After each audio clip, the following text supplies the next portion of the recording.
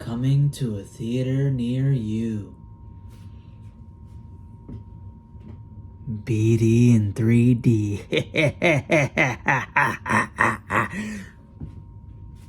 Ladies and gentlemen, we will be premiering the screening of this video.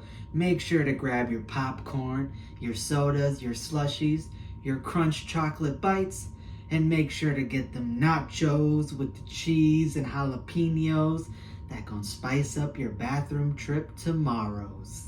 And if you have that special somebody with you, as we begin to dim the lights and turn up the sound, make sure to cut a hole at the bottom of that popcorn bucket and be good and profound.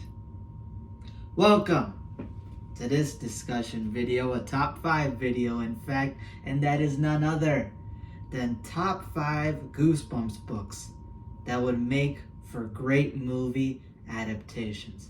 Now, we have had Goosebump movie adaptations, however, they've basically been Jumanji ripoffs, and it seems to be going down this trend for a lot of them, but you don't get actual Goosebump stories being adapted.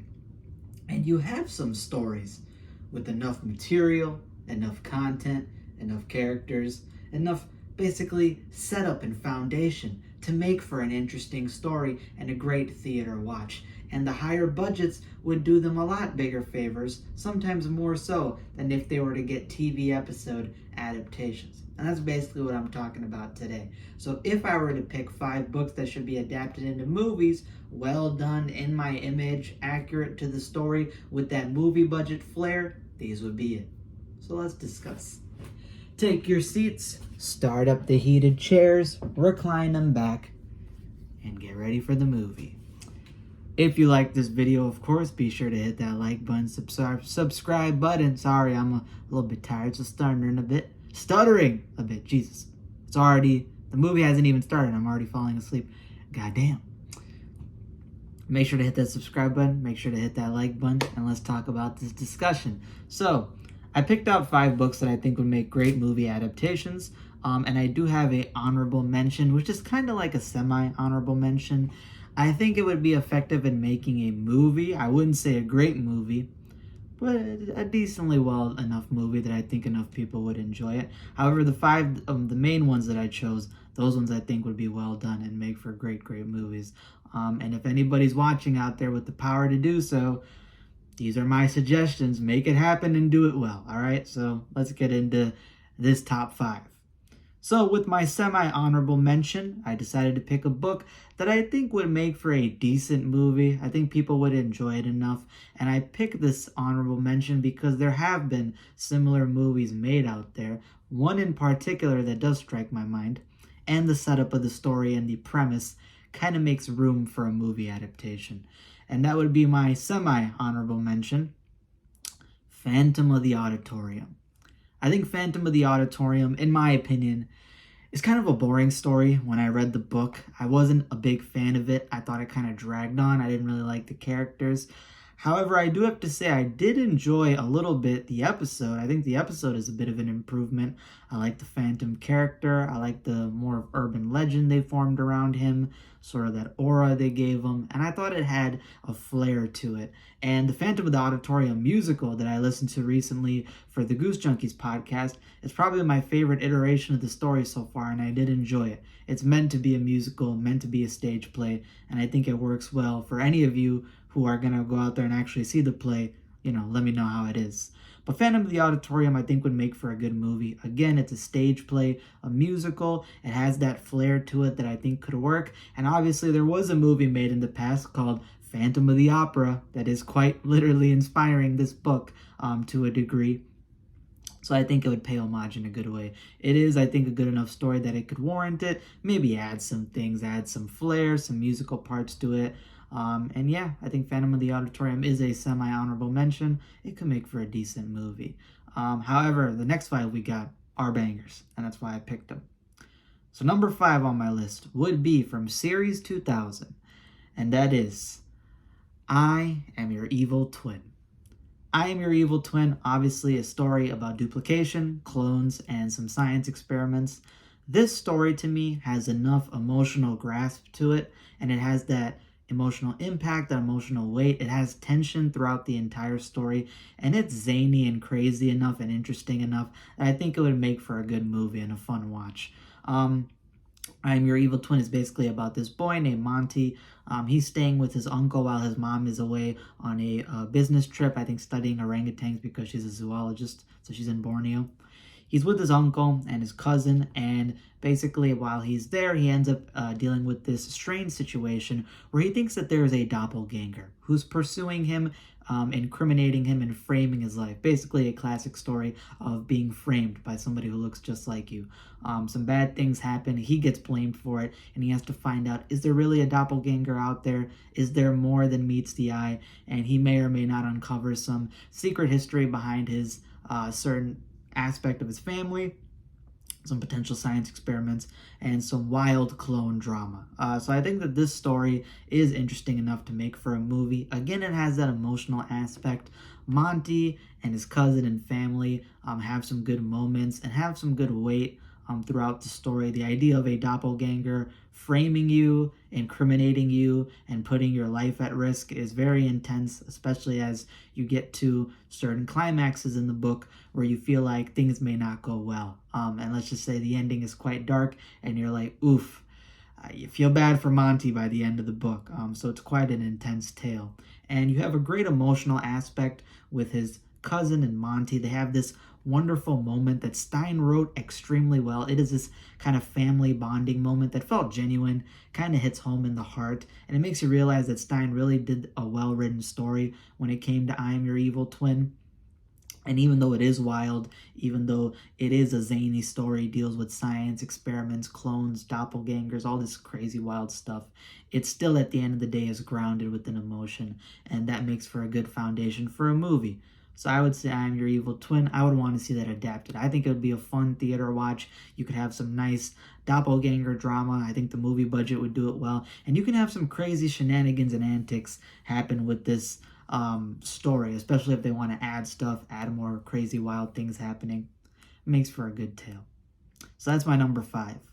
My number 4 for my Goosebumps books that I think should make great movies would be an episode that actually felt like a miniature movie to me when I watched it on the original TV show back in the day, which was, can you guess? Are you sure you can guess? Let's see. The Werewolf of Fever Swamp. The Werewolf of Fever Swamp is one of the top 3, if not top 2, best episodes in the Goosebumps TV show, the original. This one literally felt like you're watching a miniature movie. The production quality, the intense action scenes, some of the body horror, some of the werewolf attack scenes, some of the chase scenes, all that stuff was really dope. The way it's shot, the presence of the hermit, the presence of the werewolf, the presence of Fever Swamp itself. It's just really well done, and it did feel like I was watching sort of a low-budget movie, which, considering I'm watching a TV show with a 2-parter episode, that's a very good feeling, and let me know that, the creators knew what they were doing. They executed it very well, and it kind of built me, that internal feeling that I'm like, you know what? This should become a movie. Werewolf of Fever Swamp, I think, would make for a great movie. You give it the budget, enough of the screen time that you can build up the atmosphere of Fever Swamp, the bog, the green churning muddish water that can sink you and drown you like a sinkhole. You have the creatures of the swamp, you have that dark atmosphere, the fact that you feel like you're in the middle of untamed wilderness. You have the crazy swamp hermit who can be very creepy, very ominous, and very intense. You have obviously the werewolf scenes. There is a lot more action scenes you get within the episode where they showed, the barnyard attack scene, the chase scene through the house. You also have some scenes in the book about, the main character Grady hearing claws grating against the back door at night. Very ominous and creepy, mixing that home intruder break-in stalker with this creature feature aspect. And you have some gruesome, I guess, gore in it involving some animal carcasses and animal attacks that could be well done in the movie. So yeah, this could be a good, I'd say, like PG-13 movie if you want to go there. Have some like animal violence, some gore in there, maybe a little bit. You could censor it a bit, but you could have some intense action scenes. Make it really cool, make it really awesome. And yeah, a good werewolf movie is always warranted. So I think Werewolf of Fever Swamp would make for a great movie. My next pick, number 3 on my list, is actually a Goosebumps book that was, as a piece of lost media, that I actually talked about yesterday on the Goose Junkies podcast. This one was going to become a movie. And for those of you who don't know, this Goosebumps book was going to be adapted as a movie by George Romero. That's right. The popular, the horror legend, producer and director, Mr. George Romero, was going to be the one in charge of creating this movie. It was supposed to be even darker and more sinister than what the book was. I read parts of the script. It was going to be an expanded story, make for a pretty cool tale, and it was supposed to be too scary, I guess, for kids. And that's why I never really got fully taken into production and action. But I think nowadays, with how desensitized kids have gotten, and we need scary movies for kids, this would be one that I would want adapted. Done either accurate to the book, but also added with that flair. Maybe take parts of George Romero's script ideas and maybe, expand on it, make it even more sinister and dark and flesh out the story, and give us the lore behind the town and the area. So for those of you who can't guess what I picked, number 3 on my list is Welcome to Dead House. Now, Welcome to Dead House is my favorite book I've read so far out of the OG 62. It is so dark, so sinister, gruesome at points. You got some brutal death scenes in the book. And it's a very haunting book. And I can understand why Stein said this is one of the scariest books he wrote. I can see why people were protesting it when it came out, because parents probably read this and they're like, wow, is this too dark for kids? And the idea that George Romero was going to make a movie adaptation of Welcome to Dead House that was going to be even more dark and sinister and expanded upon would have made me so hyped. And it makes me so disappointed and sad that it never actually became a movie. So, Welcome to Dead House, I would definitely want to see adapted. I think it'd make for a great film, pay homage, follow in the steps of what George Romero was trying to do. Make it as dark, make it even darker, make it more sinister, and give us the lore behind Dark Falls and its citizens. We could have potentially gotten that within a sequel or prequel or whatever. Give us that lore, expand on it, give us something more to the story that can help build it up. And I think that there is enough there that it would make for a very haunting movie for kids. And if you think that it can't work, well, Scary Stories to Tell in the Dark worked very well. So an even darker Welcome to Dead House movie is very much welcome and warranted. So this is one that I'd want to see adapted. Again, one of the scariest Goosebumps books I read, one of my favorite ones. Super dark, super ominous, super intense, super creepy. You got some crazy nightmare sequences.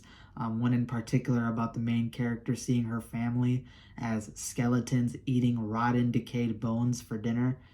Oof, and some brutal death scenes and possible animal abuse in there done off screen. So again, if you made all for that into one expanded upon and well done movie, I think it'd be pretty great.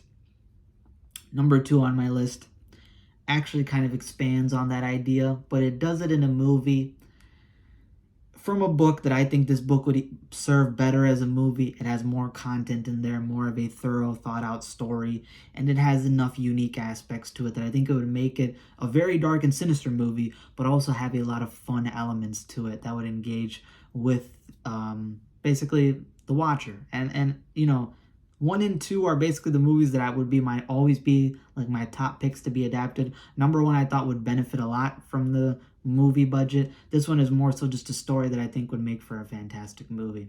So number 2 on my list is from the Most Wanted series, the special edition book, Zombie Halloween. Zombie Halloween is basically the spiritual successor to Dead House, in my opinion. It pays a lot of homage to Dead House with how these Manzetti, is it Manzetti? I think the last name of the people are Manzetti. The Manzetti house or Romero House, whatever it's called. Very ominous, very dark, pays homage to Dead House with the basically abandoned, rundown look. Looks like it's haunted. Looks like there may be some dark, sinister presence in there. You know, Welcome to Dead House had more of that paranormal aspect combined with something that came later in the book. This one is not really as paranormal, but it gives that intense and setting and tense climax and tense atmosphere and setting throughout the book that it gives it enough of a presence to kind of match Dead House. But Zombie Halloween has some fantastic scenes in it. First of all, the prologue is very terrifying. There's a scene about, I think during the 1940s, you have Mario Manzetti, his little brother, and his friend Ivy going out into the cemetery across this abandoned kind of looking house that they live in while their mom is at work.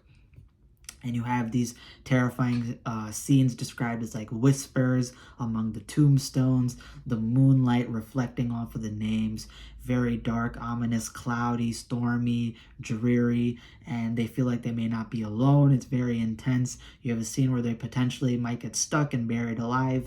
And then when they head back to the Manzetti household, you know, they explore this dark, dingy place, very intense, very scary, and then they head down to the basement. In the basement, they find a trap door and find out that there may or may not be tunnels in this house that potentially lead to the cemetery across from them. For what reason? You'll find out. Very dark, very intense. The monster designs with zombies, you know, you can tell from the title. Zombies. They have very crazy, creepy designs like eyeballs hanging out of loose sockets, no skin on the face, no skin on the nose, walking around with toes that have flesh torn off and you just had the skeletal pieces underneath. Very sinister, very dark, and very creepy, very intense. And there's some violence in there, some gore. So a terrifying thing happens to a character in the prologue. And then when you get to the main story, flash forwarding to the modern day, you have the grandson of Mario Manzetti, who now lives in this house. The mother moved in with her kids, and, you know, they're starting to suspect something may be up with the cemetery. Maybe their grandfather, Mario, is hiding something. And they also have this fascination about zombies. You know, there's this show that's famous in the town and famous, I guess, across the country, kind of like a spoof on The Walking Dead. You have homages to George Romero throughout this book, and you have a lot of cool scenes. You have the idea that they're fascinated about zombies. They want to do this patrol at night, trying to see if they could spot zombies because kids are claiming and people are claiming that they're seeing things. They want to find out what's really going on in this town. Is their house and the cemetery tied together? Who knows more than they're leading on? And they start becoming suspicious of their own family members, their new neighbors who walk in, may or may not walk in with coffins inside the house. And yeah, very intense, very dark story. I would maybe change the ending a little bit, but I think that there's so much material in this book that it would make for a great movie, and I would definitely recommend for this to get adapted. So this is a great pick if you want to adapt something. And finally, my number one pick. Drum roll, please, as we get to the credits. One Day at HorrorLand, my number one pick for top 5 Goosebumps books that would make for great movies. One Day at HorrorLand definitely needs to be adapted as a proper movie.